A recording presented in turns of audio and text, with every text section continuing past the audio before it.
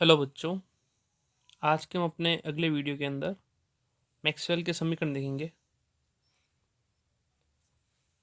Maxwell की equation जो है वो इलेक्ट्रोमैग्नेट में उसी प्रकार इम्पोर्टेंट है जिस तरह से न्यूटन की इक्वेशन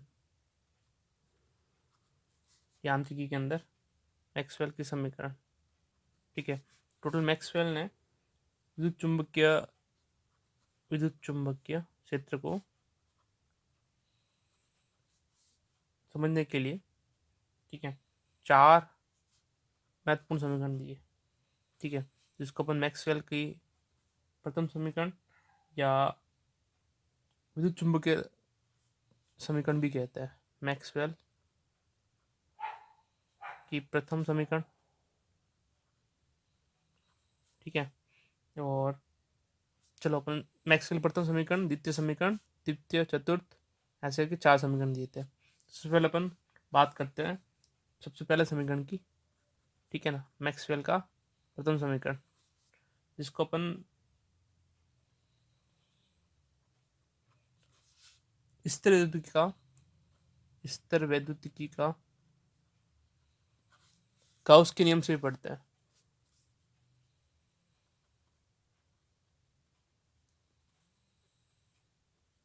ठीक है, वैसे जितने भी नियम है मैक्सवेल के वो सारे के सारे अपन ने ऑलरेडी पढ़ रखे हैं। ठीक है ना, किसी न किसी दूसरे रूप के अंदर पढ़ रखे हैं। जैसे स्थिर वैद्युतिकी के गाउस के नियम के अंदर जो पढ़ा था वही मैक्सवेल का प्रथम समीकरण है।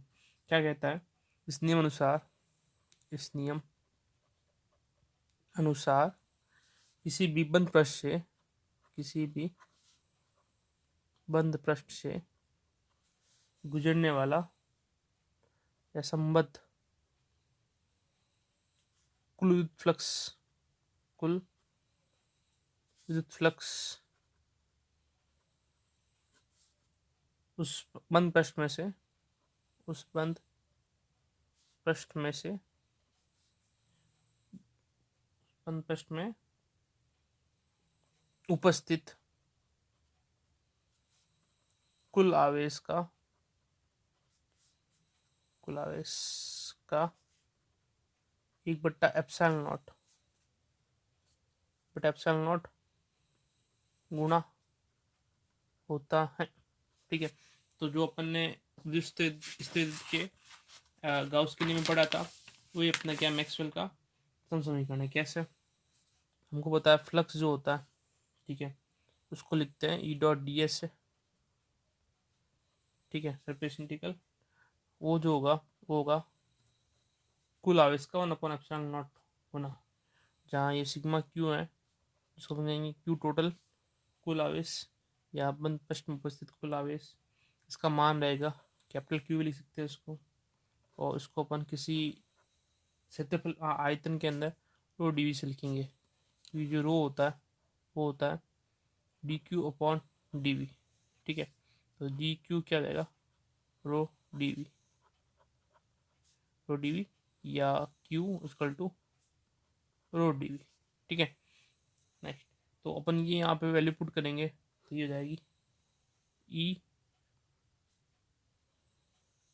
Dot D S.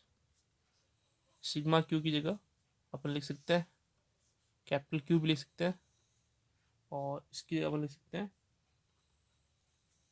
Row D we. वैसे ये वॉल्यूम इंटीग्रल है, ठीक है ना, तो ये रो वी डी वी है किसका? 1/ε0 का।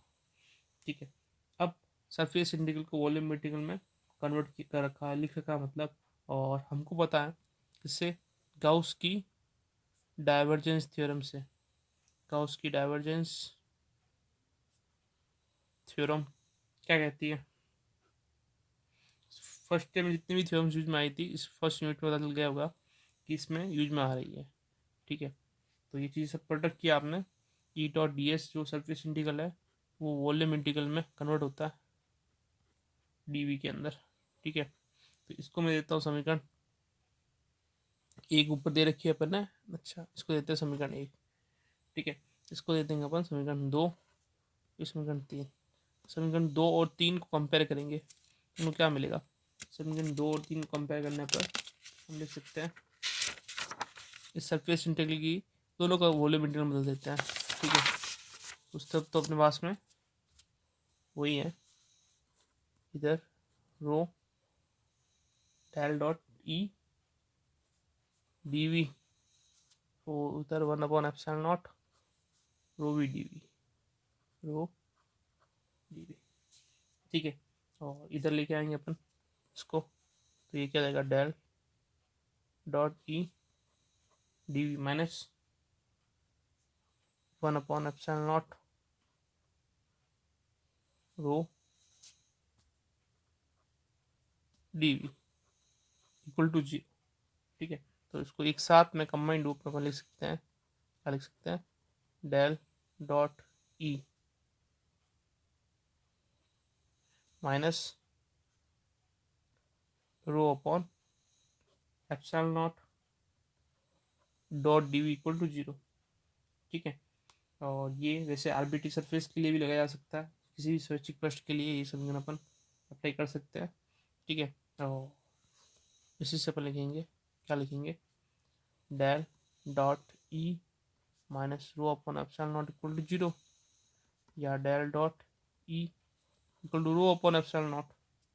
ठीक है, अब यहाँ पे वापस ई की जो वैल्यू है वो हो जाएगी एप्सिलॉन ई, सॉरी डी की जो वैल्यू होती है वो एप्सिलॉन ई होती है, तो डेल एप्सिलॉन ई को लिख देंगे अपन डेल डॉट डी बराबर रो।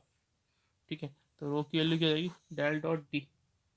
ठीक है, और ये जो समीकरण है गाउस के समीकरण, मैक्सवेल के समीकरण को निर्मित करते हैं। ठीक है, ये दोनों ही रूप है, डेल डॉट डी बराबर रो एप्सिलॉन ये भी करता है और ये भी करता है। ठीक है, तो ये सब मैक्सवेल के समीकरण हो जाएंगे। ठीक है, अब इनका फिजिकल सिग्निफिकेंट क्या है, भौतिक अर्थ क्या है इन समीकरण का, भौतिक अर्थ, फिजिकल सिग्निफिकेंट क्या है। ठीक है, तो ये क्या कह रहा है, पहला तो ये नियम क्या है जो गाउस के नियम को प्रदर्शित करता है, गाउस के नियम को दर्शाता है, गाउस के नियम को प्रदर्शित करता है। दूसरी बात, यहाँ विद्युत क्षेत्र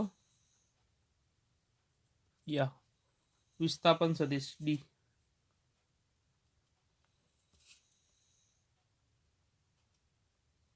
का आवेश घनत्व के साथ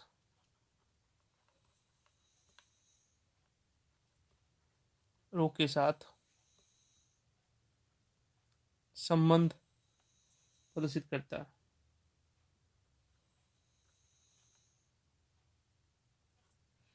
ठीक है, नेक्स्ट अब हम बात करते हैं मैक्सवेल के सेकंड समीकरण की, जो मैक्सवेल का द्वितीय समीकरण है।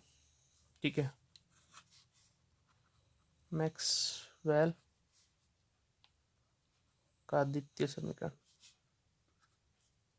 इसको अपन Gauss law of magnetic static भी कहेंगे। ठीक है ना, ये जो समीकरण बन रखा है, ठीक है, वो अपने बन रखा है चुंबकीय क्षेत्र के गाउस के नियम से, चुंबकीय क्षेत्र के गाउस के नियम से। अब क्या होता है कि चुंबक जो होती है हमेशा द्विध्रुव के अंदर रहती है। ठीक है, तो नियम क्या रहेगा कि इस नियम अनुसार, इस नियम अनुसार किसी बंद पृष्ठ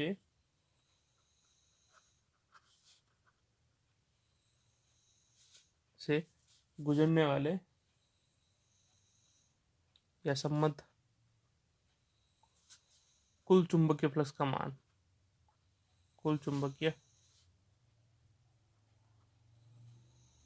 फ्लक्स का मान सदैव क्या रहेगा, सदैव शून्य रहेगा, सदैव शून्य होता है, जीरो होता है। ठीक है, तो surface integral of magnetic field will always zero. ठीक है, ये समीकरण एक है अपना। अब गाउस की डायवर्जेंस थ्योरम यहाँ पे भी लगाएंगे, तो गाउस के वितरण प्रमेय से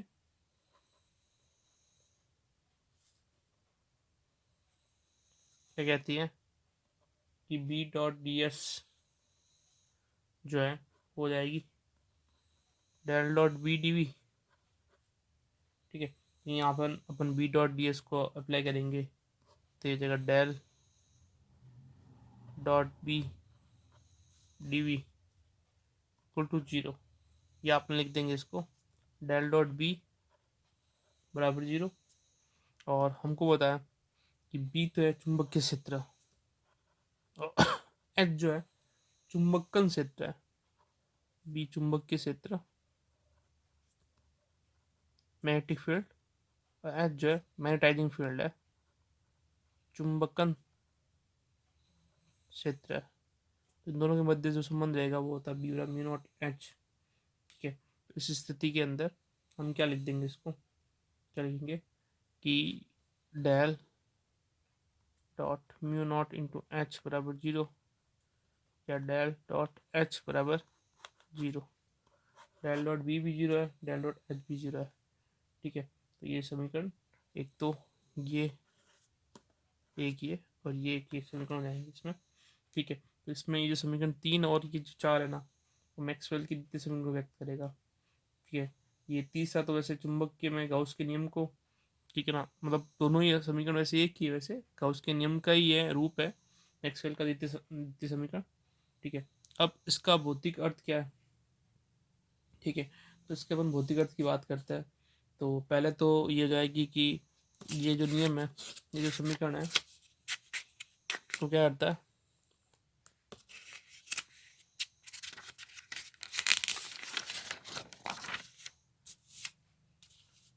इसका अपन भौतिक अर्थ देखते हैं। भौतिक अर्थ फिजिकल सिग्निफिकेंट, पहली बात ये कहता है कि यह स्तर चुंबकीय में गाउस के नियम को परिभाषित करता है।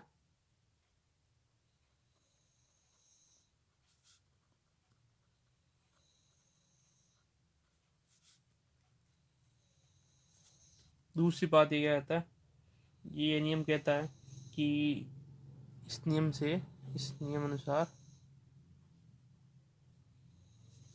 हम कह सकते हैं, क्या कह सकते हैं कि चुंबकीय ध्रुव कभी अकेला नहीं रहता है। चुंबकीय ध्रुव मैग्नेटिक पोल है, वो सदैव युग्म में, जोड़े में रहता है, युग्म में रहता है, ठीक है। हमेशा ही क्या होगा, हमेशा ही उत्तर और दक्षिण ध्रुव, उत्तर व दक्षिण ध्रुव सदैव एक साथ उपस्थित रहेंगे, एक साथ उपस्थित रहेंगे, ठीक है। जिस तरह से मैक्सवेल की जो दोनों समीकरण है, ठीक है, वो किसी न किसी रूप में अपने पढ़ रखे हैं, दोनों गाउस के नियम से ही बने हुए हैं, ठीक है ना। पहला समीकरण भी गाउस के नियम से बना हुआ है, वो विद्युत क्षेत्र के अंदर गाउस का नियम था, दूसरा जो है चुंबकीय क्षेत्र के अंदर गाउस का नियम है।